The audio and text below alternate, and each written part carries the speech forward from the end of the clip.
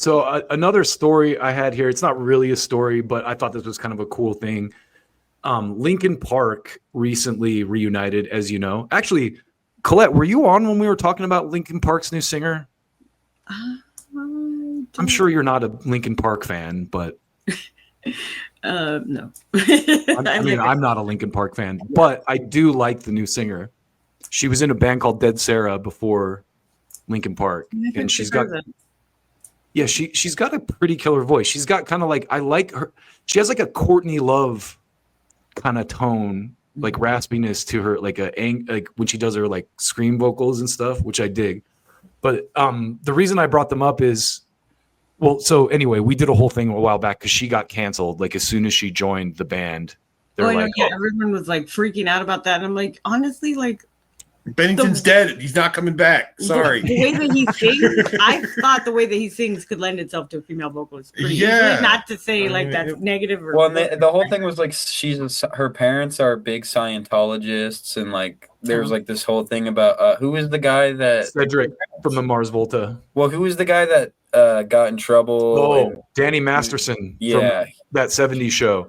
So apparently she defended him to some degree because he was a Scientologist, and so that's what everyone was in.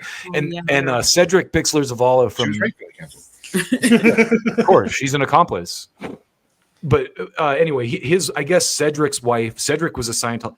It's kind of like watching that whole thing unfold. When I first moved to Hollywood, I was in that lockout right there, like I was talking about, where the Museum of Death was on Ivar in Hollywood. I saw the Scientologists all the time. Like they would be out in the streets, like handing out their pamphlets, trying to get you to take a personality test. Mm-hmm. So I could see how a lot of people get swept up in that. Like Cedric from Mars Volta was like swept up in the Scientology thing for a while. But anyway, that's the guys. Well, sometimes they're not talented. Okay, I have this friend who joined Scientology literally just to get her career promoted. And they did put a bunch of money into her career. Joy Villa is her name. You can Google her. I feel like, honestly, but she didn't get famous because she was bad, not because they didn't put money into it. So they legit. They did try to help. Yeah. So they do like control a lot of the career shit that goes on in Hollywood. In Hollywood, I don't doubt it. I mean, I feel that way. Like, and I'm not like being disrespectful to like Mormons or Jewish people, but a lot of my friends who are Mormon or Jewish, they're like, I go to church for the business. You know, it's like the networking opportunities that you get through those communities. So I'm sure Scientology's no different, you know. But anyway, the Linkin Park recently did a show and they brought out Paige Hamilton of Helmet. And Helmet is like a huge, like that's one of the first albums I bought as a kid. Like I didn't realize what a big influence Paige Hamilton was on me. Drop D too. Like they kind of brought that whole drop tuning thing to the. That's a great point. That's a great point. Totally, Helmet was. I still like Helmet. Yeah. We definitely need to do a piece on that. We need to do like a whole piece. The drop tuning thing? Yeah, and like go into that. They're about to tour for the 30th anniversary of Betty, which is such a fantastic record. But Linkin Park brought out Paige Hamilton recently, so I thought I would play some of this. A special treat for you tonight. We'd like to welcome to the stage Mr. Paige Hamilton from Hell. Before. You need a microphone. Yeah, she's singing. Yeah. Oh yeah, okay. That is like kind even of a though random cameo. What's that? That is kind of like a random cameo. I feel like. He must be an influence on maybe their maybe their tone or something. Yeah. Well, it just made me realize like Helmet is one of those, when we talk about like new metal, it's always like Korn, Limp Bizkit, Deftones, but like Helmet was definitely a big part of the like formation of new metal. For sure. And they're like those like simple kind of drop D chord shit that they did was like just loud and heavy, but like more like chunky. They were kind of and like you said a while ago, they had that blend because he's not only screaming. Like some of their songs, he's got like that melodic. So some of like the more alternative kids, and like indie kids that weren't really metal kids, liked Helmet.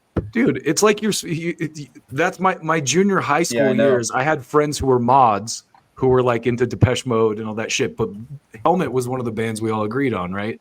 Yeah. Anyway, let's watch some of this.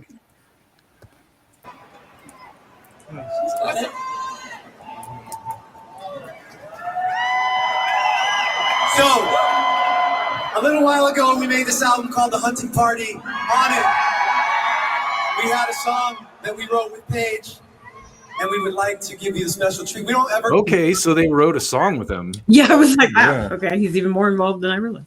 Wow. Get to do this because we never see you. So special for you guys tonight. Another thing about Helmet was like they didn't look like metal guys. That was the other thing. They were like had like collared shirts and like shorts, Yeah, board he's in like shorts, and sweatpants. Yeah, and they look like a bunch of green- skaters. Yeah. This one's They look called like they were at Nothing home. Makes a Noise. what's that? They look like they were at home in a Bad Religion concert. Exactly. Yeah, he does kind of look like he's in Bad Religion for sure. Yeah. Actually, yeah, he does.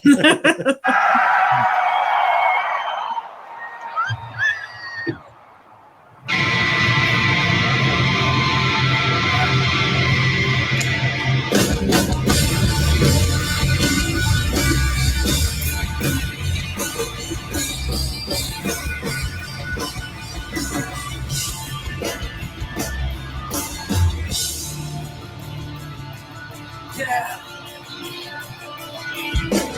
So what you waiting for? Anticipating for? Writing the paper, projecting into game for? Cause I've been waiting for the time I wasn't waiting for. There's nothing you can fucking say, you can't say before the truth you never see it. The battle's not mine. Right. We don't have to watch all this because I know that. I'm gonna get without I sell myself away. She's like she doesn't have very much. Anyway, I thought that was cool. We don't have to. I don't think that it plays very well over the internet anyway. But props to Linkin Park for bringing out Paige Hamilton. Nice. Yeah. I was pretty sick. Glad they're trying stuff like Yeah. Pretty cool to try and stuff. Yeah, Mike Shinoda is one of those guys that, you know, I've never been a huge Linkin Park fan, but he just seems like a really cool dude. Yeah, he seems chill. A bunch of people in high school I knew them because they were from He went to my high school, Linkin Park. Agora High School. They're from Agora Hills, Yeah. Braden. But the band was named after, like, isn't the Linkin Park in like Santa Monica, right? That's what I was Something. thinking. Like it's a Yeah. skater park, if I recall. Yeah, it's around that area. Yeah. They rehearsed in that building too for a little while, and at the time they were called Hybrid Theory. That building I was telling you about above the Yeah.